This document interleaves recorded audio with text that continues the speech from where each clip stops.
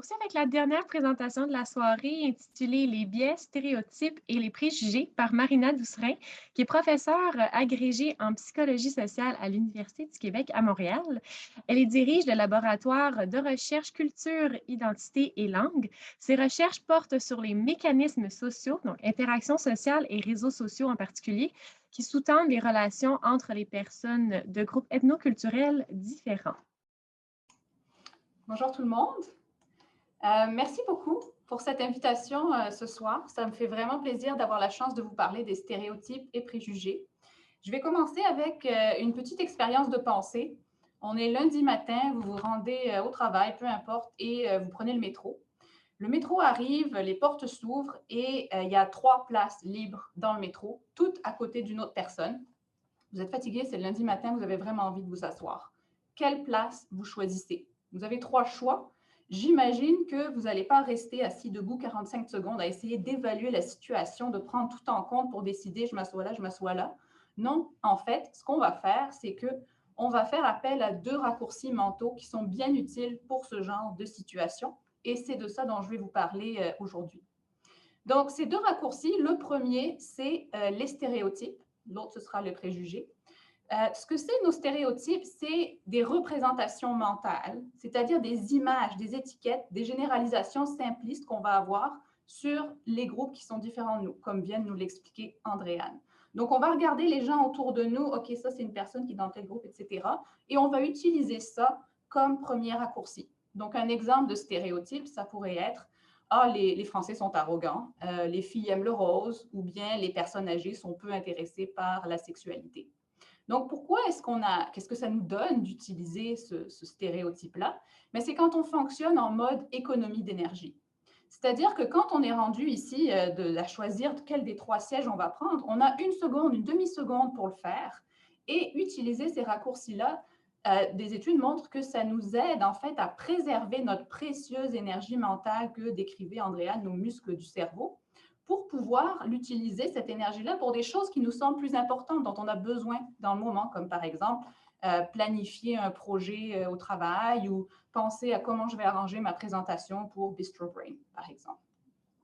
Là, je voudrais vous parler de 2 caractéristiques qui sont super importantes sur les stéréotypes. Et pour ça, je vais utiliser une petite illustration. Imaginez que vous avez 3 personnes, dont vous voyez la photo ici. Donc, on a ces 3 personnes-là. Et je vous donne 3 étiquettes. Une de ces 3 personnes est en état d'arrestation pour une fusillade dans Montréal-Nord. Une d'entre elles détient un diplôme en éducation à la petite enfance. Et une d'entre elles est CEO d'une entreprise listée dans le Fortune 500. Là, je vous pose la question, qui parmi l'audience, vous pouvez utiliser la petite main dans le Zoom, n'a pas fait cette identification, cette association-là? C'est-à-dire qu'on pense que cette personne-là est le CEO, cette personne-là est à la petite enfance et cette personne-là est en état d'arrestation.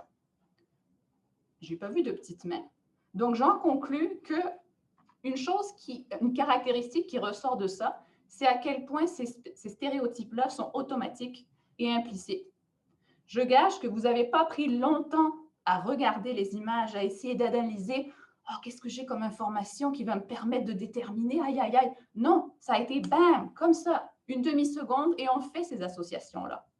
La deuxième chose que ça illustre, je suis prête à parier 1 mois de salaire, que je fais ça n'importe où au Québec et je vais avoir pas mal la même réaction. Donc, la deuxième partie, c'est que c'est consensuel. On n'a pas eu besoin tous ensemble de s'asseoir au début de cette présentation pour mettre carte sur table, nous parler, nous dire, bon, OK, parlons-en, c'est quoi qu'on pense, c'est quoi nos stéréotypes? Non, on a tout ce bagage-là social qui est consensuel, qui est pris pour acquis dans comment est-ce qu'on navigue notre monde autour de nous. Donc ça, c'est notre premier raccourci qu'on va utiliser pour déterminer où est-ce qu'on va s'asseoir parmi ces 3 places dans le métro. Le deuxième, c'est les préjugés. Les préjugés, c'est la partie plus affective. Parce qu'avoir ces représentations, ces étiquettes, ce n'est pas suffisant pour décider je m'assois là, je m'assois là ou je m'assois là. Ce qu'on a besoin de plus, c'est d'une espèce de charge affective, émotionnelle qui nous tend à l'action pour décider. Et ça, c'est nos préjugés. C'est un sentiment, c'est une attitude, un feeling qui va être non fondé. Pourquoi non fondé? Parce qu'on n'a pas pris le temps de rencontrer ces 3 personnes dans le métro, connaître leur histoire, leurs attitudes, etc. Non, ça vient du départ. Et c'est généralisé parce que, comme nous l'a expliqué Andréane, on a tendance à attribuer avoir cette même attitude envers tous les membres des groupes qui ne font pas partie du nôtre. Pour illustrer un petit peu plus au niveau concret, ça ressemble à quoi un préjugé exactement? Je vais utiliser un petit clip très, très rapide d'un film français assez récent. Qu'est-ce qu'on a fait au bon Dieu? Donc, je vous laisse regarder ça, c'est une vingtaine de secondes. Comment s'appellent les élus? Chao, Pierre, Paul Ling, Rachid Abdul Mohamed Benassem, David Maurice Isaac Bénichou. Bon. Le préjugé, là-dedans, il est visible dans le visage des deux parents ici qui sont en train de marier leurs 3 filles à des gens qui sont de groupes complètement différents du leur. Donc, le préjugé ici, c'est cette charge affective, c'est le « oh, non », alors qu'ils ne connaissent vraiment pas leur gendre encore. Donc, c'est non fondé, c'est basé sur cette généralisation.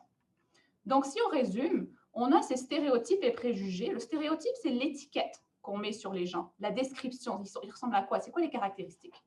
Le préjugé, c'est la température, ce sentiment, cette charge affective qu'on a envers les personnes d'un autre groupe.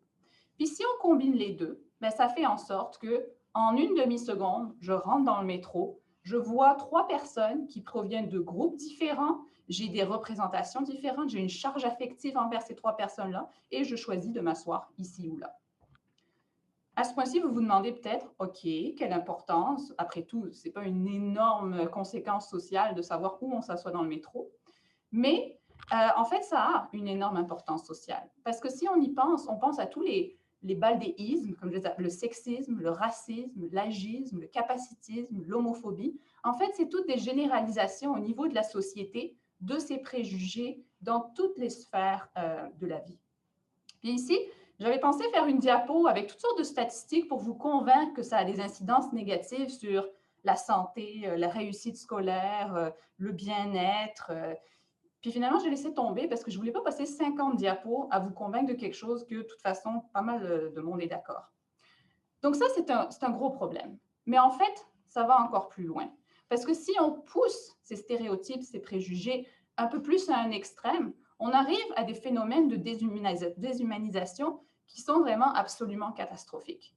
Je vais vous illustrer ça avec un exemple, puis je vous mets un petit trigger warning ici. La prochaine diapo a des images très racistes, donc je vous préviens, puis si vous ne voulez pas regarder, c'est tout à fait correct. Des images qui viennent de propagande nazie au cours de la Seconde Guerre mondiale, où il y a des liens qui sont faits, des préjugés, des stéréotypes par rapport aux personnes juives, où on les assimile avec des rats, de la vermine, le typhus. Et en fait, on représente toutes les personnes du groupe juif selon ces caractérisations, et on associe ça avec des animaux qui ont une énorme charge affective très, très négative. Donc ça, c'est un exemple qu'on pousse à l'extrême de la généralisation dans nos sociétés de ces stéréotypes et de ces préjugés. Bon, la Seconde Guerre mondiale, c'était il y a longtemps. On pourrait se dire, c'est une chose du passé. Notre société a évolué. Aujourd'hui, il n'y a plus ce problème. Pas sûr. Une étude de Noor Kateli et ses collègues en 2015, donc il n'y a pas vraiment longtemps, qui a recruté des Américains et leur a posé la question suivante. Il leur a dit, bon, ben, les gens peuvent avoir l'air plus ou moins humains, plus ou moins évolués. Donc, utilisez l'image que je vous mets ici sur l'écran, ci-dessous, pour indiquer, parmi tous les groupes sociaux suivants, où est-ce que vous pensez qu'ils se situent sur cette échelle d'évolution humaine. Les résultats, un petit peu déprimants, qui montrent que, en fait, des monsieur, madame, tout le monde bien ordinaires, disons, n'avaient aucune hésitation à caractériser des groupes sociaux comme les personnes musulmanes ou arabes beaucoup plus bas dans l'évolution humaine, selon eux, que d'autres groupes beaucoup plus avantagés comme les Américains ou les Européens. Donc, ça perdure. Et on peut se poser la question, s'ils sont négatifs, comme ça, ces raccourcis, pourquoi est-ce qu'ils perdurent? Pourquoi est-ce qu'on ne les a pas éliminés? Ben, je vous dirais qu'en fait, imaginez, vous êtes dans une conversation, puis vous essayez de raconter une histoire, ou peu importe, où c'est lui, la personne ici, qui détient un diplôme en éducation à la petite enfance, que c'est cette personne-là qui est en état d'arrestation pour une fusillade, et que c'est le troisième ici qui est CEO d'une entreprise. Puis vous essayez de parler de ces choses-là. Mais en fait, il y a nombre d'études qui nous montrent que ce genre d'histoires qui vont à l'encontre de nos stéréotypes, elles ne se rendent pas. C'est-à-dire que les gens laissent tomber les stéréotypes au fur et à mesure qu'ils racontent ces histoires-là pour les remplacer par des choses stéréotypées. Deuxièmement, ce type de narration-là, ils sont plus durs à digérer. Les gens sont comme « Hein? Vraiment? Quoi? » Ça demande plus d'efforts.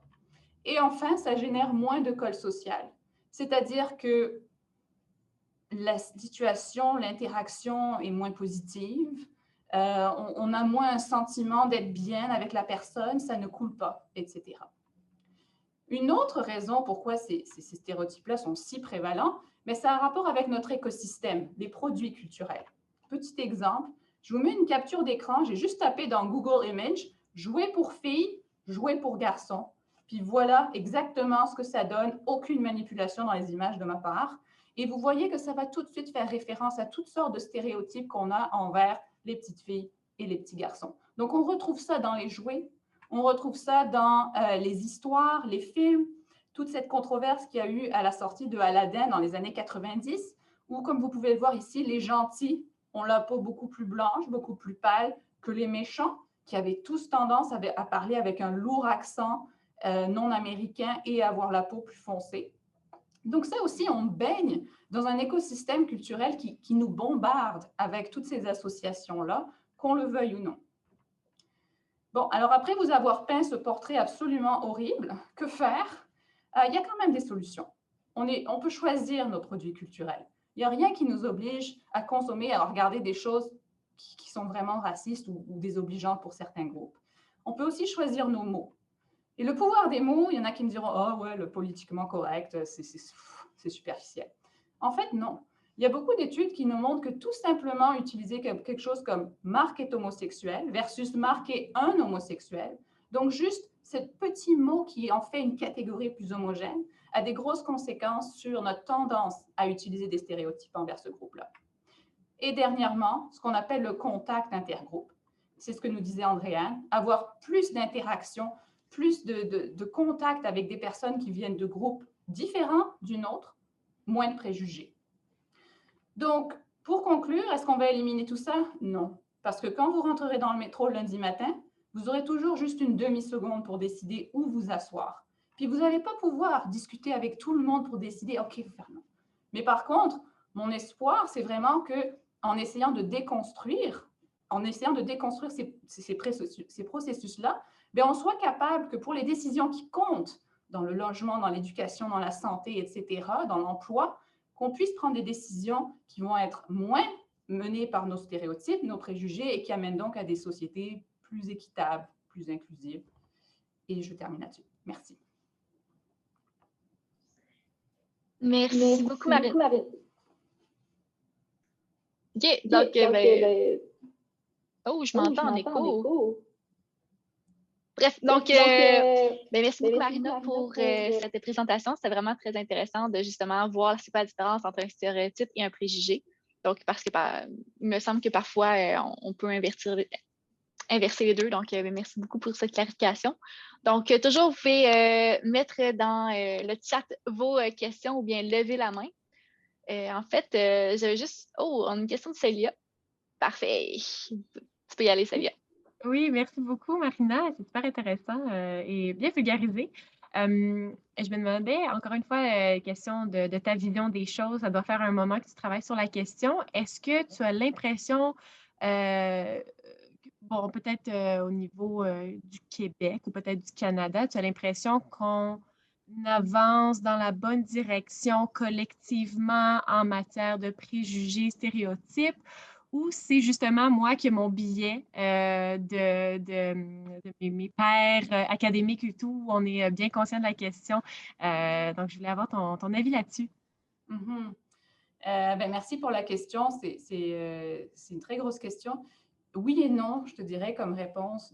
Oui, ou dans le sens, on a des lois qui ont été mises en place pour l'équité en emploi, anti-ségrégation, etc. Donc, il y a des choses où les pratiques discriminatoires comme ouvertes, vraiment, ça a beaucoup diminué au cours du temps. Le problème, c'est que ça n'a pas forcément résolu ce qui est en dessous, le reste de l'iceberg. C'est-à-dire que nos biais implicites, eux, ils n'ont pas changé par contre. Par contre, ce qui est positif et ce qui va dans la bonne direction, je pense, c'est qu'on a une augmentation du discours et de revendications de groupes qui sont marginalisés pour justement qu'ils disent non, c'est pas correct, ça marche pas. Et donc, c'est plus présent. Ça fait beaucoup de tensions, ça fait beaucoup d'hostilité par moment, et puis on peut penser à toutes sortes de cas qu'on retrouve dans les nouvelles, etc., de polarisation, etc. Mais au niveau de la société en général, c'est sain d'avoir un tel dialogue. Et là où je dirais non, peut-être pas, c'est que parfois, c'est les moments où le dialogue est moins poursuivi, où les gens finalement se retranchent dans leur biais et dire non, moi là, je ne veux même pas m'engager dans ce dialogue-là. Et puis, c'est quelque chose qu'on retrouve malheureusement que nos médias sociaux ne nous aident pas avec toutes nos chambres d'écho. C'est facile en fait de se retirer dans des espèces de bulles qui nous confirment dans toutes nos pensées, nos manières de voir. Donc, ouais, un peu des deux. Merci. Mais merci. Donc, on a également une question de Yael. Oui, je me demandais si ça avait été observé dans les études. Je sais que personnellement, par exemple, les événements liés à MeToo m'ont vraiment amené à réviser mes stéréotypes, mes préjugés par rapport à, si on met la situation du métro, là, je serais moins portée à m'asseoir à côté d'un homme blanc qui semble être en position de pouvoir ou de privilège suite au nombre de dénonciations, dans le fond, là, qui ont porté sur des personnes qui correspondent à ce stéréotype-là. Je me demandais si on avait vu des évolutions là, suite aux grosses vagues de dénonciation dans les stéréotypes, les préjugés. Je ne sais pas si c'est quelque chose qui est ressorti statistiquement, parce que dans ma chambre d'écho, c'est présent. Mais... Oui, tu veux dire comme l'évolution des préjugés qui vont maintenant générer des préjugés plus négatifs envers des groupes qui étaient historiquement plus privilégiés? Oui, en ayant une meilleure idée de la façon dont ce privilège-là a été mal utilisé, par exemple, en libérant la parole des victimes. Oui. Je ne suis pas au courant d'études récentes sur le sujet, mais je pense qu'il y a ce phénomène de chambre d'écho, justement, que tu viens de mentionner, où c'est des choses qui vont vraiment apparaître dans ces chambres d'écho-là. Mais donc, il y a une évolution, mais c'est une évolution, ou un changement, là, je ne veux pas porter de jugement sur ce qui est positif ou négatif, mais un changement, mais souvent qui arrive par bulles. Et puis, ça ne se diffuse pas complètement en dehors de ces bulles-là. Donc, par exemple, si je prends un exemple qui est très parlant, puis qui est peut-être moins porté à la polémique, prenons l'épilation des femmes. Bon, ben, il y a des chambres d'écho, des bulles autour du mépoil, du Jenner Harry, etc., pour ceux et celles qui ne connaissent pas. Dans ces groupes-là ou dans ces chambres d'écho, c'est vraiment mettre de l'avant que bon, ben, l'épilation des femmes, peu importe, ce n'est pas nécessaire, qu'il y a d'autres standards de beauté, etc. Puis si on regarde ces groupes-là, on en vient vraiment à l'idée qu'on a un changement de stéréotype, que l'idéal de la femme, il a vraiment changé, qu'il a évolué. On n'est plus dans les années 50, là, c'est plus pareil. Mais ça, c'est une conséquence du bain social dans lequel on est. Parce que si on commence à regarder dans d'autres groupes, bien, on verra que non, ça n'a absolument pas changé, que la pression pour les chirurgies esthétiques, etc., reste ou au contraire augmente dans ce qu'on pourrait caractériser de mainstream. Donc, j'ai l'impression qu'il y a un phénomène, beaucoup de fragmentation des groupes sociaux comme ça. Et ce qui change à l'intérieur d'une bulle, ben, ça ne veut pas dire que ça se propage nécessairement, ou en tout cas pas tout de suite. Peut-être que ça va le faire avec plus de temps, mais ça reste beaucoup dans ces bulles-là. Merci beaucoup. C'est déprimant, mais super bien répondu. Merci. On avait aussi une question de Fabrice. Ouais, ben j'ai quand même posé pas mal de questions au cours des présentations. Fait que je laisserai peut-être les autres poser des questions. Mais pendant que mon micro est allumé, bien joué pour la présentation, Marina. C'était vraiment très, très bon. Parfait. Donc, on va aller avec Annick Lenoir. En fait, merci beaucoup pour la présentation. Moi, ce n'est pas des questions, c'est 2 commentaires. Je ne peux pas malheureusement m'empêcher d'intervenir parce que mon premier commentaire est lié à mon champ d'expertise qui est l'intervention auprès des populations immigrantes. Donc, je voulais juste dire que je suis tout à fait d'accord avec tout ce qui a été dit. Mais je voulais juste préciser que quand j'enseigne aux étudiants la notion de préjugés et de stéréotypes, j'essaie de leur faire comprendre que parfois, on peut avoir un préjugé ou un stéréotype qui a l'air positif. Par exemple, de dire, ah, les Latino-Américains sont des bons danseurs, les Vietnamiens sont bons en mathématiques, des choses comme ça, mais que ce stéréotype-là, dans le fond, a une connotation négative parce qu'on enferme la personne dans quelque chose qu'elle n'est pas nécessairement. Donc, la personne qui a le stéréotype positif peut penser qu'elle n'est pas raciste ou discriminante, même si elle a un stéréotype positif alors qu'elle l'est. Ça, c'est mon premier commentaire. Le deuxième, c'est que j'ai une fille, c'est vraiment de l'expérience, j'ai une fille qui cumule 3 handicaps. Un, c'est une femme. 2, elle est autiste. Et 3, elle est fille d'immigrants. Donc, elle ne ressemble pas à une Québécoise. Ce que je peux constater dans son parcours à elle, c'est que chaque fois que j'ai dû intervenir pour la protéger, dans le fond, du système, c'est vraiment auprès des gens de 40 ans et plus que j'ai eu de la difficulté. Quand elle, avec les jeunes de 20, 25 ans, il n'y a aucun problème. On la voit comme une Québécoise, on la voit telle qu'elle est, on ne la définit pas par son trouble de l'autisme, elle n'a aucun problème. Mais dès qu'on va dans les institutions avec les gens qui sont les patrons, les 40 ans et plus, là, c'est barré, c'est les règles, il n'y a pas d'adaptation, elle est catégorisée, une étiquette, et c'est infernal. Voilà. Merci vraiment beaucoup pour ces 2 commentaires. Si je peux réagir, le premier, je suis contente que vous l'ayez mentionné, les stéréotypes positifs, parce que justement, on en parlait un petit peu avec Émilie plus tôt, et j'ai hésité à amener ça en 12 minutes. C'est tellement dur d'en dire beaucoup. Et je suis contente que vous le confirmez parce que ça reste un stéréotype, ça reste un préjugé. Et puis même si ça a l'air positif, ça a des conséquences négatives sur les personnes et sur la société globalement. Puis pour ceux et celles que ça intéresse, là, il y a une petite série de vidéos humoristiques qui vont chercher cette idée, qui déconstruisent ça. On appelle ça Mon ami blanc. Et c'est très, très drôle. Je l'utilise beaucoup dans mes cours qui vont exactement chercher ça. Donc, pour ceux et celles que ça intéresse, là, je vous invite à regarder ça. C'est des petites vidéos de 5 minutes, puis c'est très drôle, puis ça va chercher cette idée. Et l'autre chose, ça, je dirais que c'est un point positif. Et c'est peut-être pour faire un suivi sur ce que je disais, il n'y a pas eu ces changements-là pour l'instant. Et je pense qu'il y a absolument quelque chose de générationnel là-dedans qui va de pair avec justement des remises en question, une mobilisation aussi de groupes qui sont plus marginalisés. Et souvent, cette mobilisation-là, elle va se faire par des gens plus jeunes, etc., qui remettent en cause finalement toutes les structures, le statu quo qui est tellement biaisé pour servir des intérêts d'un groupe particulier qui est plus privilégié.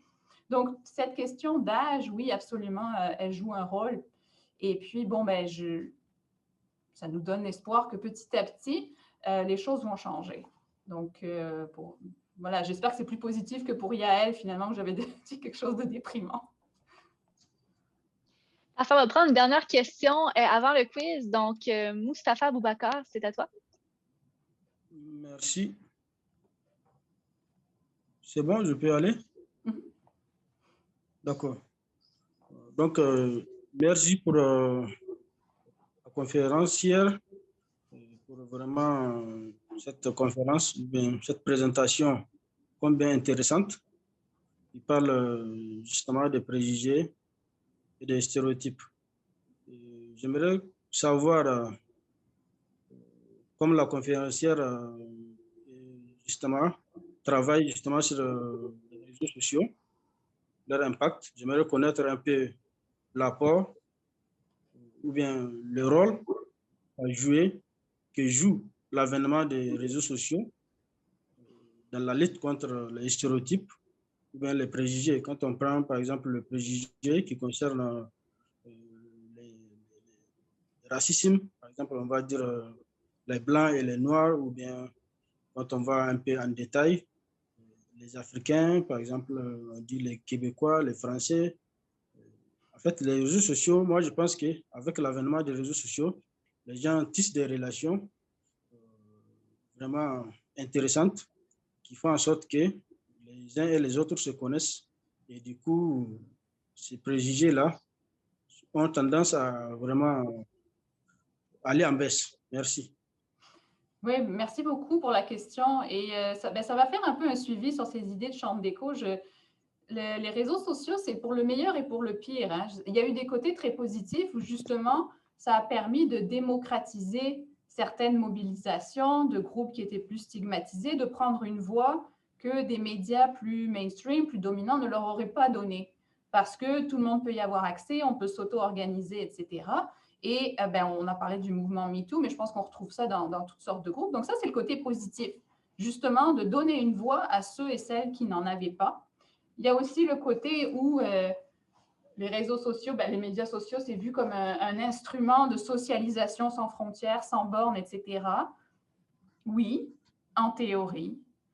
Dans la pratique, les réseaux sociaux qu'on a en ligne reflètent beaucoup ce qu'on a en vrai. Et puis, tout ce que j'ai vu à date, puis même dans mes propres recherches, c'est des réseaux qui ont tendance à être très homogènes. C'est-à-dire qu'on a tendance à socialiser avec les gens qui sont comme nous. Et puis, je pense qu'on n'a pas besoin d'aller chercher très loin pour vraiment voir le potentiel négatif, disons, de ces réseaux sociaux. Puis je pense au rôle que Facebook a joué dans les génocides à Myanmar. Puis on s'entend, là, c'est super récent, c'est l'année dernière, c'est très, très récent. Et donc, oui, il y a du positif, mais il y a aussi du gros potentiel négatif pour justement amplifier des stéréotypes, amplifier des préjugés. Et à cause de ces chambres d'écho, donner une impression aux gens qui baignent dans ces chambres-là que c'est ça la réalité, que c'est tout le monde qui pense comme ça.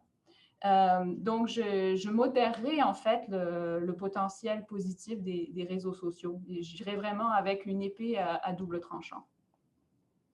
Mais merci beaucoup pour la question. Parfait. Donc, on te renvoie la balle, Célia. Merci. Alors, c'est ce qui conclut la présentation pour ce soir.